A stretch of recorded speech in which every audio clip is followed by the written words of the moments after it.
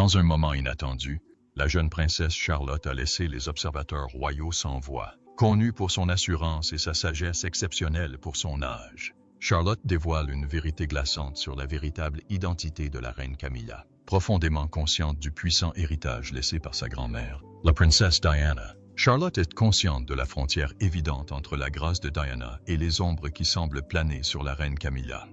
Qu'a-t-elle dit de si dérangeant à propos de la reine Camilla? Rejoignez-nous pour découvrir ces révélations, car cela pourrait bouleverser tout ce que nous pensions savoir sur la reine. La princesse Charlotte a toujours su que sa vie n'était pas tout à fait ordinaire. Ayant grandi sous l'éclat et la force de la vie royale, elle a vu bien plus que des célébrations et des sourires. Dès son plus jeune âge, les histoires de sa défunte grand-mère, la princesse Diana, ont façonné sa compréhension de l'amour, de la famille et de la véritable proximité. Bien que Diana soit décédée avant la naissance de Charlotte, les souvenirs vivants racontés par ses parents, ses oncles et son entourage proche en ont brossé un tableau précis.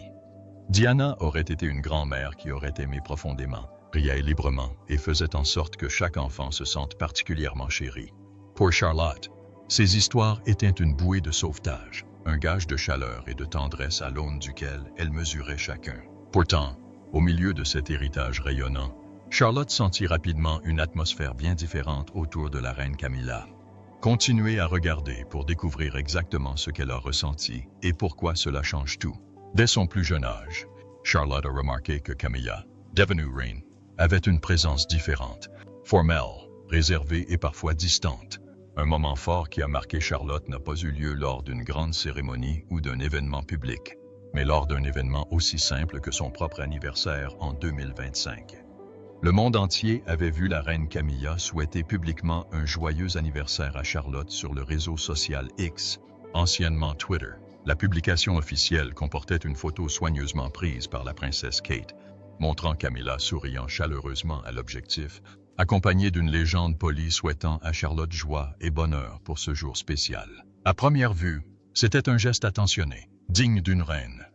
Mais sans aucun doute, pour Charlotte, habituée au récit des célébrations plus intimes et plus sincères de Diana, le message semblait incomplet. On disait souvent que la princesse Diana n'aurait jamais laissé l'anniversaire de sa petite fille au seul monde des tweets et des photos.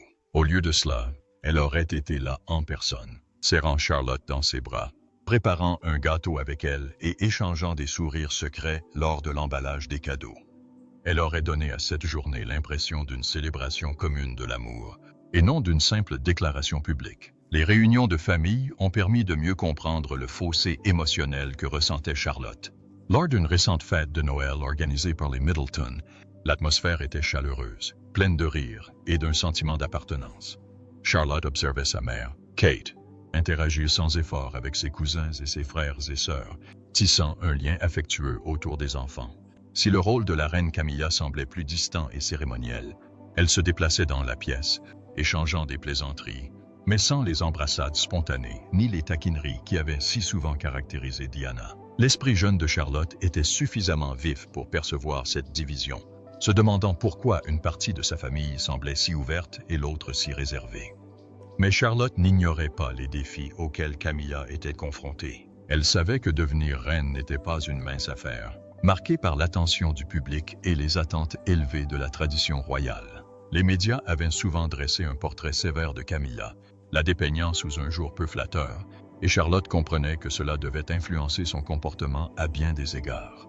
Pourtant, le fossé émotionnel était réel et laissait Charlotte aspirer à une proximité familiale qui lui semblait souvent inaccessible. Elle pensait souvent à l'héritage de compassion et d'ouverture de Diana, véritable phare dans le monde froid de la royauté, et se demandait à quel point les choses auraient pu être différentes si sa grand-mère était encore là. Dès ses plus jeunes souvenirs, la princesse Charlotte pouvait distinguer la chaleur naturelle de certains membres de la famille et les interactions polies et retenues d'autres. Il ne lui fallut pas longtemps pour remarquer que la reine Camilla, malgré son rôle important et sa présence aux cérémonies royales, apportait rarement le réconfort d'une proximité grand-mère. Contrairement à ses grands-parents maternels, Michael et Carol Middleton, qui agrémentaient chaque rencontre de rire, de câlins et d'une réelle curiosité pour sa journée, la reine Camilla se sentait souvent plus comme une figure cérémonielle que comme un membre de la famille. Cette distance affective devint un élément déterminant de la compréhension qu'avait Charlotte de sa place au sein du cercle royal. Lors des engagements officiels, le sang-froid de Camilla était indéniable. Elle se tenait avec une magnifique sérénité, offrant des sourires à la foule, des hochements de tête aux dignitaires et des salutations brèves et douces aux enfants de William et Kate. Mais Charlotte, toujours attentive, perçait à travers la formalité. Sa grand-mère, Camilla, se livrait rarement aux échanges affectueux qui étaient si faciles pour les autres dans leur intimité. Pas de chatouilles surprises, pas d'histoires au coucher, pas de secrets partagés. Ces moments de complicité authentique qui faisaient de la famille un foyer. Tandis que Kate prenait ses enfants sur ses genoux lors des moments de calme et que les Middleton apportaient des cadeaux faits maison et des blagues privées, Camilla gardait une distance polie. Même en privé, son approche semblait mesurée, son affection contenue. Le 7 mai 2023, un moment discret, presque imperceptible, allait déclencher une vague de spéculation parmi le public et les médias. Alors que le roi Charles III et la reine Camilla, fraîchement couronnés, passaient devant le premier rang de la famille royale, tous les regards se tournèrent vers la grâce habituelle de la tradition royale. La princesse Charlotte, vêtue d'une douce robe blanche qui reflétait l'assurance de sa mère, la princesse de Galles, se tenait aux côtés de son frère, le prince George, et se joignit à la famille royale pour saluer les monarques. À l'approche du roi Charles, Charlotte fit une révérence respectueuse et maîtrisée, un geste instinctif d'affection et de révérence envers son grand-père. Mais tandis que la reine Camilla la suivait de près, la posture de Charlotte changea subtilement. Elle se tenait droite, posée et immobile. Il n'y eut pas une seconde révérence, pas même un léger hochement de tête. Son regard restait fixé droit devant. Certains y ont vu un simple oubli, une jeune fille momentanément prise dans le tourbillon d'une soirée historique, mais pour beaucoup d'observateurs attentifs, ceux qui ont suivi les émotions sous-jacentes de la maison royale, ce fut un moment révélateur. Cependant, la caméra s'est attardée juste assez longtemps pour capter la réponse subtile de la reine. Camilla a tendu la main et a doucement touché l'épaule de Charlotte, un geste que certains ont interprété comme une reconnaissance gracieuse du moment, d'autres comme un discret rappel du protocole. Cette légèreté, bien que polie, n'a fait qu'approfondir les questions. Était-ce un simple oubli ou Charlotte avait-elle, même inconsciemment, tiré un trait?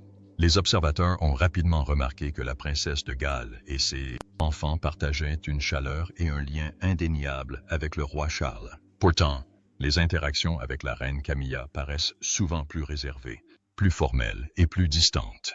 Ce bref moment sur la scène internationale ressemblait à un aperçu des coulisses de l'unité royale. Aux yeux de certains, la révérence manquée de Charlotte n'était pas seulement un manque de savoir-vivre enfantin, mais peut-être le reflet instinctif du fossé émotionnel, hérité de Diana. Au fil de ses expériences, Charlotte trouvait de plus en plus de réconfort dans la chaleur de sa famille proche, notamment auprès de sa mère Kate.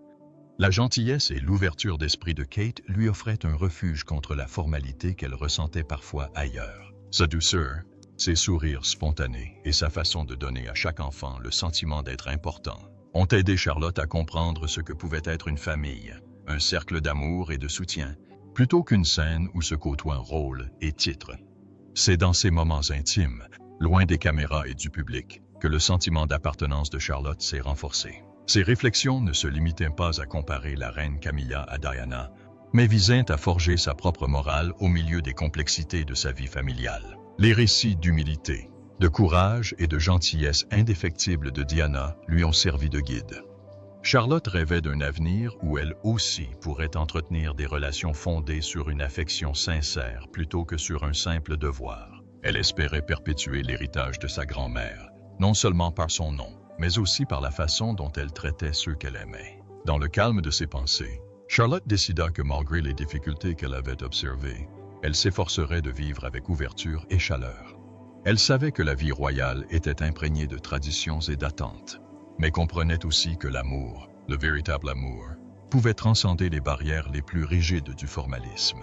Examinons l'héritage de la grand-mère de Charlotte, la princesse Diana. L'héritage de Diana, celle qui aurait pu devenir reine.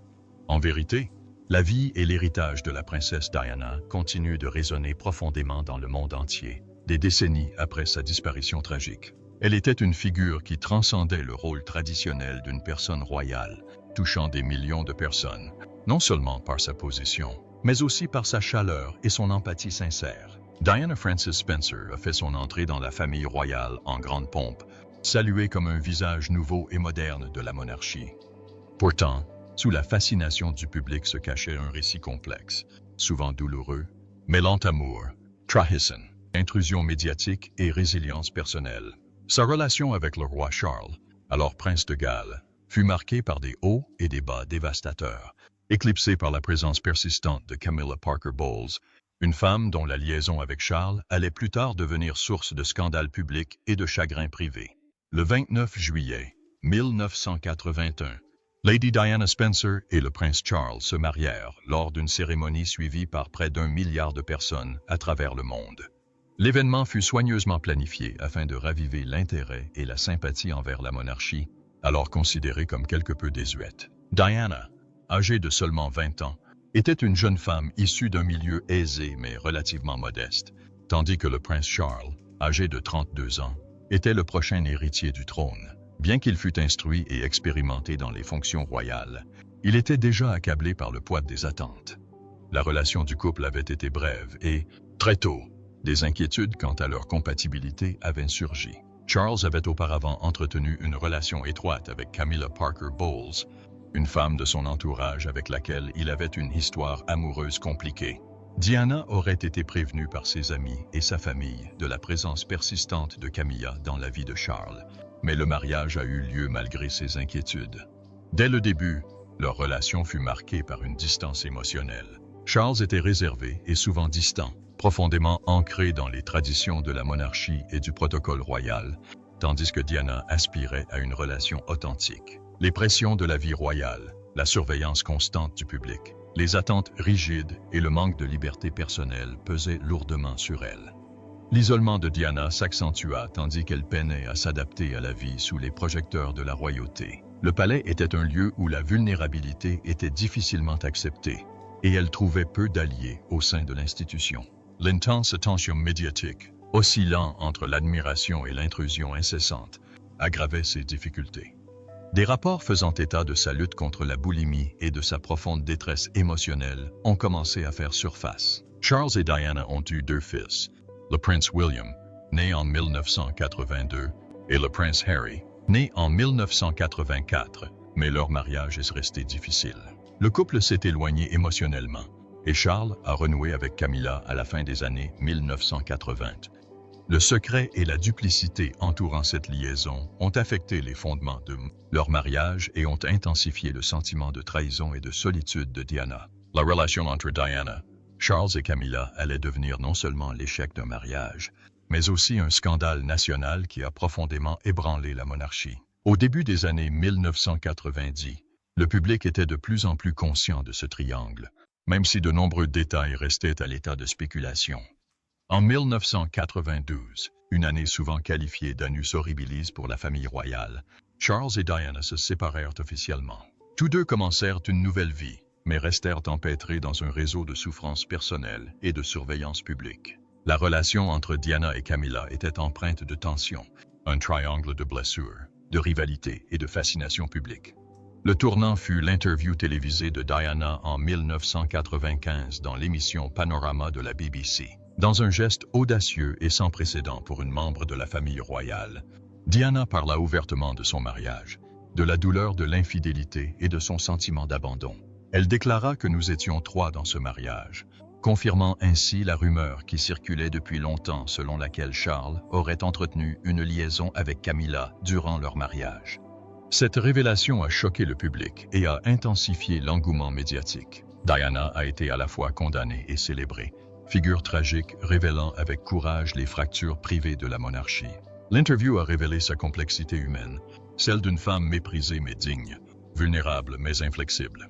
Camilla, quant à elle, était présentée comme l'antagoniste, l'autre femme dont la présence avait brisé le mariage royal. L'opinion publique s'est largement retournée contre elle, alimentée par les récits des tabloïds la dépeignant comme froide et calculatrice. Cette image a perduré pendant des années, malgré les efforts de Camilla pour rester discrète et éviter toute confrontation directe avec la presse. Le chagrin de Diana fut profond, mais elle fit également preuve d'une résilience remarquable.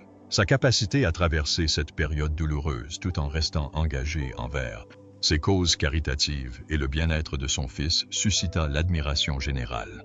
Ce qui distinguait Diana des autres membres de la famille royale était son remarquable sens de l'empathie et ses liens personnels.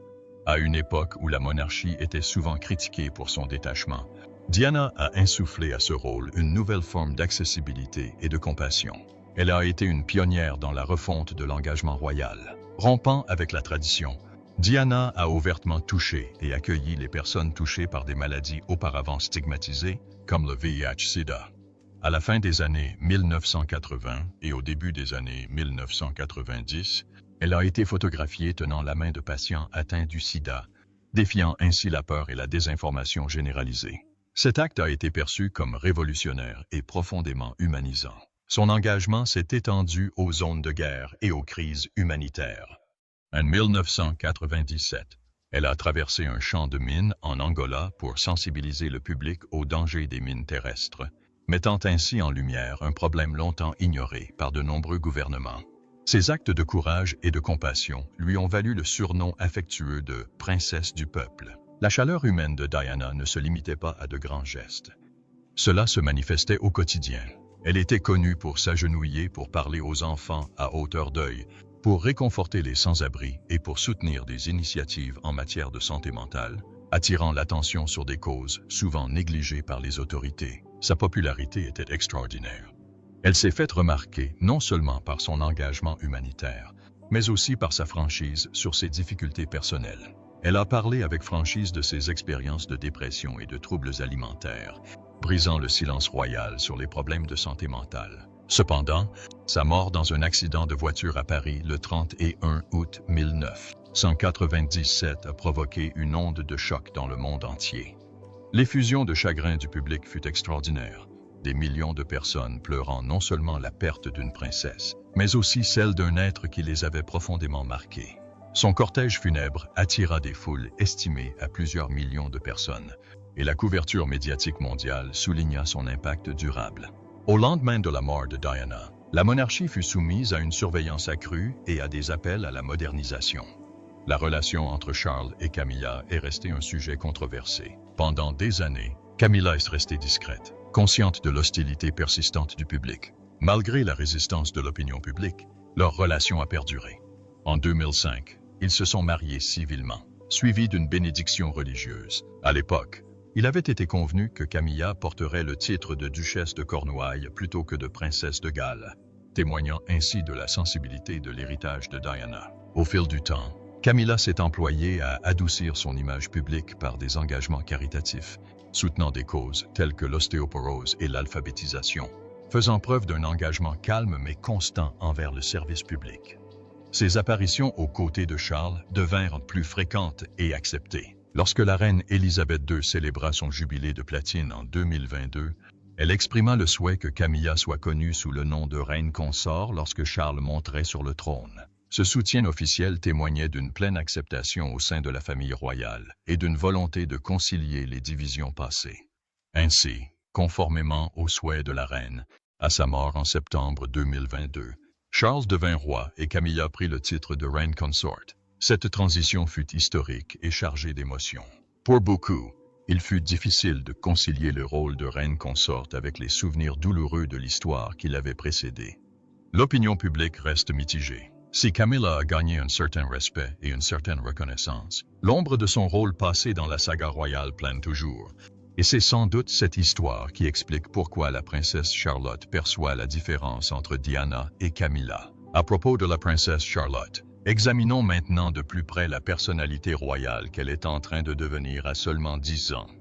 La croissance de la princesse Charlotte, fait intéressant. La princesse Charlotte Elizabeth Diana est née en 2015, à seulement 10 ans. Elle est bien plus que la fille du prince William et de Catherine, duchesse de Cambridge, et la petite-fille de la princesse Diana. En grandissant au sein de l'héritage unique de la royauté britannique, elle commence à définir sa propre identité au sein de la famille royale, ce qui est à la fois inspirant et fascinant. Dès son plus jeune âge, Charlotte a été l'objet d'une attention publique intense. Jeune membre de la famille royale, elle subit les attentes de la tradition et le regard incessant des médias, tout en surmontant les difficultés habituelles de l'enfance. Pourtant, malgré ces pressions, Charlotte se forge discrètement un espace pour devenir elle-même. Elle n'hérite pas seulement de titres ou d'une position dans l'ordre de succession, mais elle évolue vers un rôle qui exige résilience émotionnelle, compassion et une compréhension approfondie de l'institution qu'elle représente. Si le nom complet de la princesse Charlotte, Charlotte Elizabeth Diana, est chargé de signification royale et familiale, le prénom Charlotte, forme féminine de Charles, rend hommage à son grand-père, l'actuel roi Charles III, tandis qu'Elizabeth rend hommage à son arrière-grand-mère, la défunte reine Elizabeth Wood. Diana rend hommage à sa défunte grand-mère, la princesse Diana, la princesse du peuple chéri, dont l'héritage de gentillesse et d'empathie continue de résonner auprès de nombreuses personnes. Ensemble, ces trois prénoms forment plus qu'une simple tradition royale. Ils créent un lien profond entre les générations, Alliant Force, grâce et profonde résonance émotionnelle. Ainsi, le prénom de Charlotte porte l'histoire et l'esprit de la monarchie elle-même. À sa naissance, la princesse Charlotte est devenue troisième dans l'ordre de succession au trône britannique, après son père, le prince William, et son frère aîné, le prince George. Elle est notamment la première fille de la famille royale britannique à conserver sa place dans l'ordre de succession sans être supplantée par un frère cadet, grâce à la loi de 2013 sur la succession à la couronne, qui a mis fin à la primogéniture fondée sur la préférence masculine. Dès ses premières apparitions publiques, la princesse Charlotte a captivé l'attention par son assurance, son charme et sa maturité remarquables pour son âge. Bien qu'encore enfant, elle fait preuve d'un calme remarquable, généralement observé chez des personnes beaucoup plus âgées. Souvent aperçue aux côtés de ses parents et de ses frères et sœurs lors d'événements officiels, elle salue la foule d'un geste posé et de sourire poli, signe discret de sa conscience croissante de son rôle public. Au-delà de son élégance, la personnalité pleine de fougue et la vive intelligence de Charlotte, lui, ont valu le surnom affectueux de « la patronne » parmi les enfants Cambridge. Un exemple mémorable de l'un des moments les plus marquants de la jeune vie de la princesse Charlotte fut sa présence digne aux funérailles de son arrière-grand-mère, la reine Elizabeth Wood. À seulement 7 ans, Charlotte a fait preuve d'une maturité émotionnelle exceptionnelle pour son âge. Tandis que la famille royale défilait solennellement dans l'abbaye de Westminster, Charlotte marchait silencieusement aux côtés de sa mère, la princesse Catherine, incarnant un calme serein qui a profondément touché les spectateurs du monde entier. Durant la cérémonie, Charlotte inclina respectueusement la tête au passage du cercueil de la reine, suivant les rituels solennels avec une attention particulière. Son calme lors de cet événement aussi chargé d'émotions et historique suscita l'admiration du public. Plus tard, à la chapelle Saint-Georges pour la cérémonie privée d'inhumation, sa tristesse visible et sa compréhension de la gravité du moment exprimèrent un lien poignant avec l'héritage de la défunte monarque.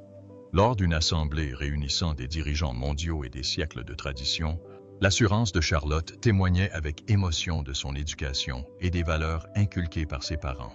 Plus tôt cette année-là, la princesse Charlotte avait également brillé lors du week-end du jubilé de platine, célébrant les 70 ans de règne de la reine Élisabeth II. Depuis le balcon emblématique du palais de Buckingham, Charlotte se tenait avec assurance au milieu d'une marée de caméras et de milliers de spectateurs. Contrairement à beaucoup d'enfants qui pourraient être dépassés, elle souriait chaleureusement et saluait la foule avec une aisance qui laissait penser qu'elle était à l'aise sous les projecteurs. Son charme était doublé d'une nature protectrice, particulièrement visible dans la façon dont elle prenait soin de son jeune frère, le prince Louis. Lorsque Louis commença à se montrer insolent pendant l'événement, Charlotte le rappela gentiment à l'ordre, mettant en valeur ses nouvelles qualités de leader au sein de la dynamique familiale. Les observateurs ont remarqué sa confiance naturelle et son autorité sereine, signe d'une maturité que beaucoup admiraient chez une personne aussi jeune. Outre les grandes cérémonies publiques, Charlotte a fait preuve d'une capacité impressionnante à concilier son enfance avec les exigences du protocole royal lors de divers engagements. Qu'elle assiste à des événements caritatifs, des garden parties ou des offices religieux, elle se montre souvent posée, exprimant à la fois respect des traditions et chaleur humaine. On voit parfois Charlotte jouer un rôle discret de leader parmi ses frères et sœurs, les guidant calmement dans les moments où ils peuvent être agités ou distraits. Cette capacité à diriger avec douceur, gentillesse et patience témoigne d'une personnalité attentionnée, nourrie par ses parents. Les commentateurs royaux soulignent fréquemment que le comportement de Charlotte reflète les valeurs de responsabilité, d'empathie et de sang-froid inculqués à la jeune génération de membres de la famille royale. Les médias ont largement salué le comportement de la princesse Charlotte, soulignant son imperturbabilité face à la surveillance constante du public. Contrairement à de nombreux enfants mis sous les feux de la rampe, elle semble assumer son rôle avec une dignité et une authenticité naturelle. Cela a suscité des spéculations sur son rôle essentiel dans l'image future de la monarchie, une monarchie alliant tradition et modernité. Selon vous, que ressentez-vous vraiment la princesse Charlotte pour la reine Camilla? N'hésitez pas à partager votre avis dans les commentaires ci-dessous. N'hésitez pas à aimer, partager et à vous abonner pour en savoir plus. Cliquez également sur la vidéo suivante affichée à l'écran. Vous allez l'apprécier.